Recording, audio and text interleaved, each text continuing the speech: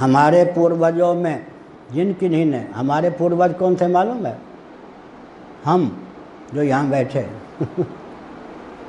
जो कैवल्य मोक्ष नहीं प्राप्त कर चुके, वो जीव फिर जन्म लेते या नहीं? हम लोग उन्हीं में हैं या नहीं?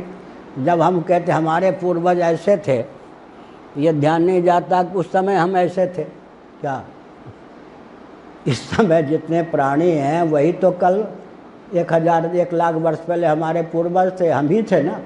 हमारे पूर्वज 1 अरब में 1 करोड़ वर्ष में कोई एक मुक्त होता है, तो इसका मतलब हमारे पूर्वज भी हम ही थे। आज इस रूप में है, कभी किसी और रूप में थे।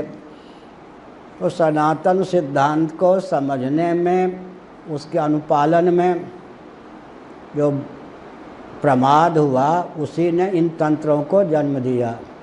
जैसे बहुत अच्छा, देखिए उधर जाना है, तिहाड़ जेल में मैं बंद था गोरक्षा के लिए 1967 की बात। कुछ हमारे गुरुदेव स्वामी करपाती जी महाराज भी तिहाड़ जेल में थे। शाम को एक पार्क में 500-700 श्रोता होते, पूज्य गुरुदेव रोज प्रवचन करते थे। दैव योग से एक दिन आर्य समाजी जो तिहाड़ जेल में थे, उन्होंने कहा महाराज आज स्वामी दयानंद जी का जन्मदिन है, आपकी अध्यक्षता में, पूज्य गुरुदेव की।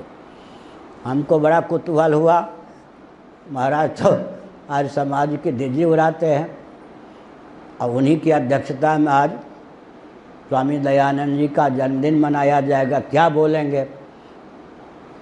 मैं भी श्रोता था। पूज्य गुरुदेव ने बहुत दिव्य भाव व्यक्त किया, किसी भी धारणा का अतिरेक हो जाता है।